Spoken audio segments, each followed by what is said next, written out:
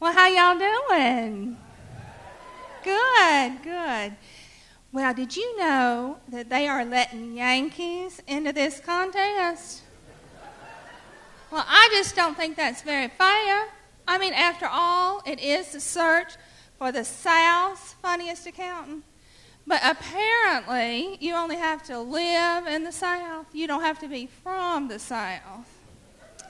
Well, I'm sure they're going to do the best they can. Bless their heart. I mean, they do live in a foreign country. Now, let me tell all you Yankees in the audience, when a Southerner says, bless your heart, you better watch out. You are fixing to be bitch slapped by a professional.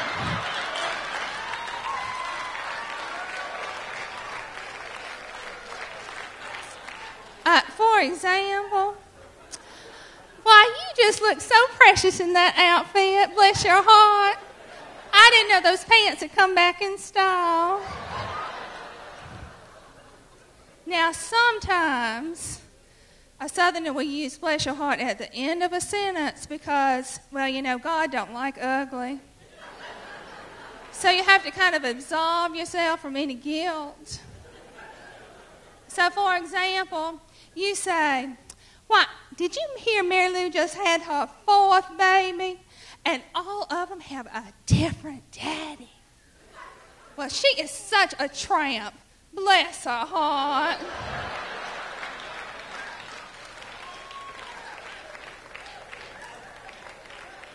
Well, now here's another Southern saying for you. How about them dogs? Poor things. Even I was horrified by the whooping they got from Florida. Oh, I see we have some Florida fans in the audience. Well, bless your heart.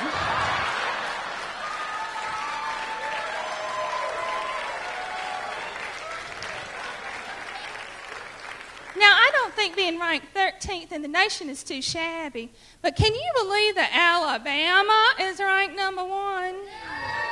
Woo! Well, let me tell you something. We happen to be ranked higher than you in something much more important. We're ranked higher in education.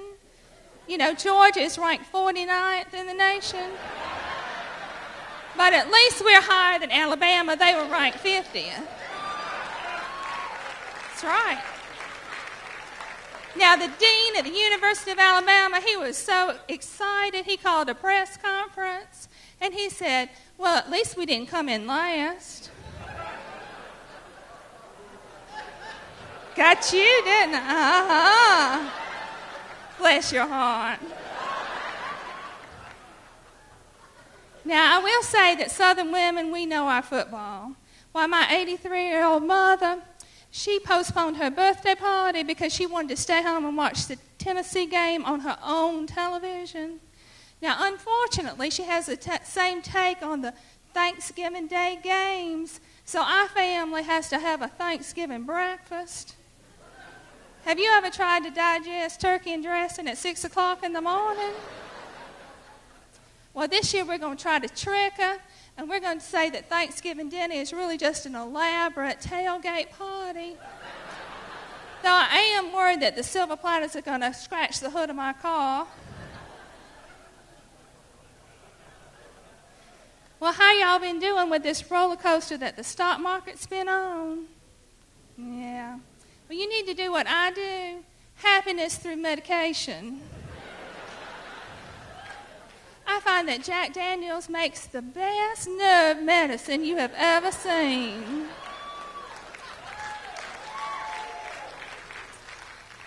Now, all people asking you for a lot of advice, and of course they want it for free, bless their hearts.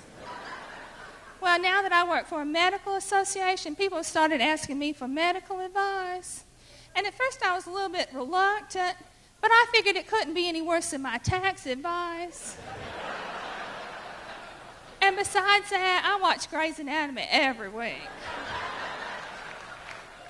So last week, this gentleman came up to me, and he asked me what he should do about his arthritis. And I said, Well, sugar, I recommend you sleep with Patrick Dempsey. I think that would cure anything. Now, we've been having some problems at work, so we had to have a come to Jesus meeting. Y'all know what that is? Well, we have this new employee. She's from the north, and she really didn't understand it.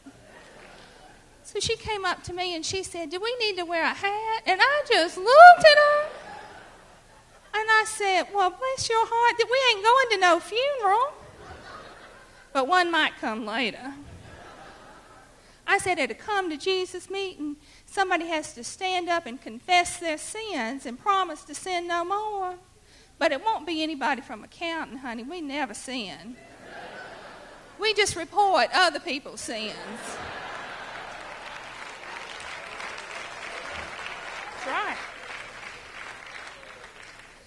Now, I'm not one of those all work and no play kind of gals. I've really become to enjoy my role as a wealthy widow.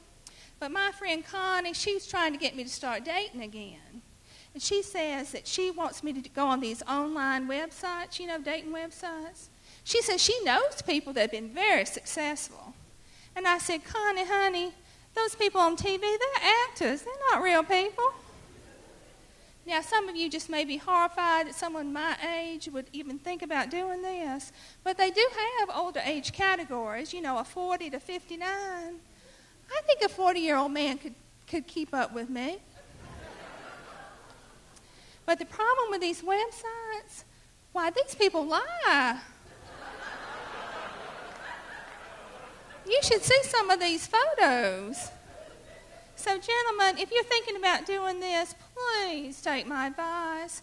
Don't use that photo from your last fishing trip where you're standing there holding a string of fish, because, frankly, you look slimier than the fish. And when they get to that question about things you can't live without, don't put down your truck or your dog or even your fishing pole. Just save that for later. But one thing I do like about these sites is they do let you dump someone very politely. What you really want to say is, "Honey, you are 10 years older than that photo. Have you looked at yourself lately?" But my favorite thing would be to say, "Don't you lie to me. You weigh 300 pounds. You do not work out every day. Bless your heart." Thank you. I'm Susan Parrish.